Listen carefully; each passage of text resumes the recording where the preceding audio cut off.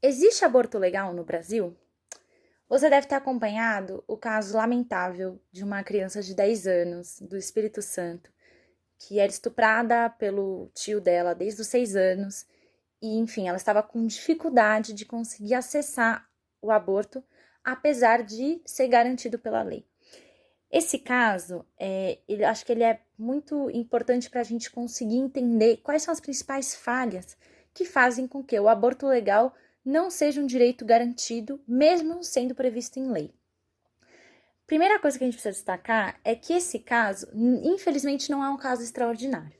Segundo dados do Ministério da Saúde, só em 2018, pelo menos 20 mil bebês nasceram de gravidezes de meninas de menos de 15 anos.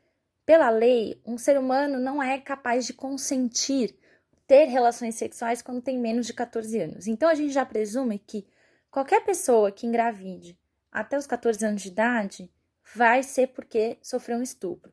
E aí pode ter gente querendo relativizar, dizendo que, enfim, que sabe o que faz, mas a lei deixa isso muito claro. Não tem como dizer que consentiu.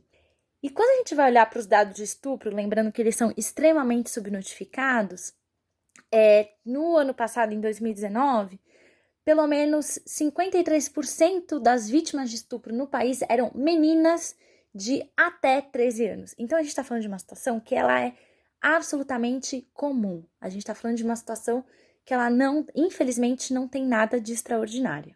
Então, entendendo que isso é comum, a gente se pergunta, tá, mas como que se identifica, quem é que faz essa identificação de que se trata de uma violência sexual? No caso de mulheres adultas, muitas vezes ela só consegue identificar, por exemplo, quando vão a um hospital para tratar de escoriações que sofreram e aí se dão conta de que esse é um caso de estupro. Então, ela busca o hospital porque está com alguns danos e aí faz exames e chega a essa conclusão. Já no caso de crianças e adolescentes, isso é mais difícil. Porque tem muito menos condições de entender do que é uma violência sexual. E dois, porque o medo de contar para a pessoa de quem criança e adolescente são responsáveis acaba impedindo de conseguir levar esse caso ou mesmo buscar um atendimento médico. Além de, claro, o medo de ser colocada como culpada por essa situação, ou no caso de adolescentes, o próprio medo, enfim, de ser castigada ou punida por se entender que estava, enfim, buscando relações sexuais. Então, os serviços públicos, eles são muito importantes para conseguir identificar os casos de violência sexual. No caso de crianças, a escola acaba sendo um lugar muito importante. Teve um caso em Vila Velha, também no Espírito Santo, em novembro de 2018, que uma criança contou para a professora que sofria estupro do padrasto depois de passar por uma palestra sobre o tema.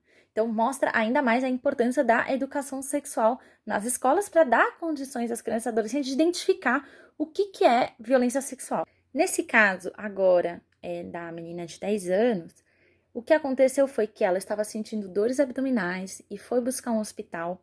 Então, a avó dela, que é quem a cria, a avó e o avô, a levou no hospital e aí foi que foi identificado que ela estava grávida. E como ela é uma criança de 10 anos, não existiria outra possibilidade dela estar grávida se não fosse por estupro, porque, como eu já falei, é a lei, é o que a lei coloca.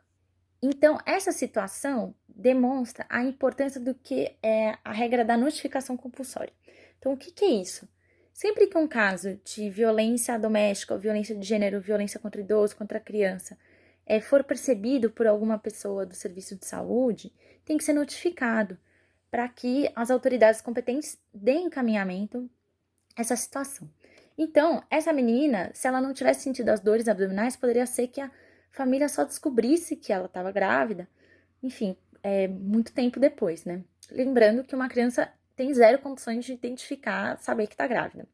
Tá, mas se ela conseguir identificar que ela estava grávida, por que não foi encaminhada para ela fazer aborto direto? E aí que é importante para a gente chegar no cerne da questão.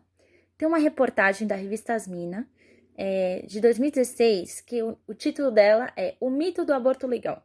E ela ajuda a entender onde que estão as principais falhas, os buracos e principalmente a falta de prioridade para lidar com isso. Pelos dados que essa reportagem traz, que são dados compilados por ONGs que trabalham com essa temática de saúde e direitos reprodutivos, mais das metades das mulheres que buscaram serviços de abortamento legal não conseguiram acessá-lo aqui no Brasil.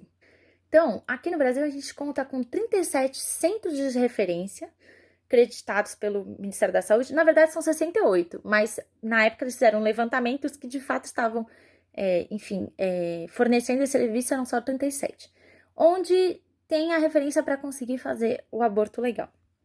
Mas mesmo assim, quando você busca nesses dados desses lugares, tem lugares que realizam pouquíssimos abortos por ano. Então, isso quer dizer que tem estados inteiros onde você não consegue encontrar serviço de abortamento legal. E ainda assim, esse é o tipo de informação que é muito difícil de encontrar, né? Uma mulher ou uma menina já numa situação super grave, que é sendo vítima de violência sexual, não sabe nem por onde começar para conseguir acessar esse direito. E aí vem a parte mais importante, que é, não fazem com que essa informação chegue a ela. Quando a mulher consegue acessar os serviços de saúde falando que foi estuprada, ou se entende que ela foi estuprada a partir dos exames, por exemplo, ela deveria receber um coquetel para profilaxia de doenças sexualmente transmissíveis e informações sobre como acessar o serviço de abortamento legal. Mas não é o que acontece, e muitas vezes não é o que acontece porque quem trabalha ali não quer que a pessoa busque esse tipo de serviço pelas convicções morais e religiosas dos próprios profissionais. E muitas vezes, quando a mulher, pergunta, tá, mas como que eu faço para fazer o aborto legal? Ela é, enfim, totalmente julgada, questionada, porque entendem que ela pode estar agindo de má fé. Ah, será que você foi estuprada mesmo? Ou, por exemplo, dizem que ela deveria registrar um boletim de ocorrência para conseguir fazer esse procedimento, o que não é verdade, porque a lei deixa bem claro que não precisaria. E aí, já no caso de crianças, isso deveria vir já na ação dos próprios profissionais que venham acompanhar a criança ao descobrirem que ela passou por esse tipo de violência, né?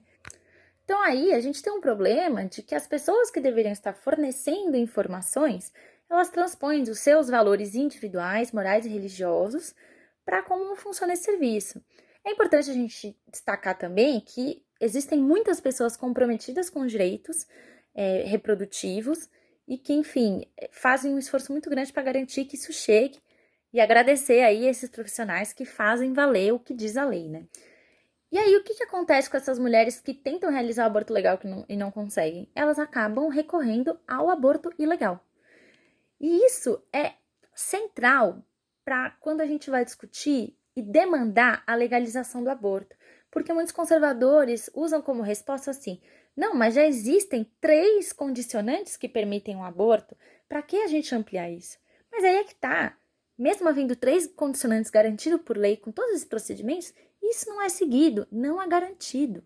E é por isso que é importante não só descriminalizar o aborto, ou seja, para impedir que pessoas que, enfim, cometam aborto sejam presas por não quererem seguir adiante com uma gravidez, e pior ainda, né, acaba fazendo com que muitas mulheres que fazem abortos clandestinos e sofrem consequências morram por terem medo de buscar o hospital e correrem o risco de serem denunciadas e presas. E é por isso que a gente precisa, mais do que nunca, exigir aborto legal, seguro e gratuito, para que ele seja disponibilizado de forma universal por todo o território.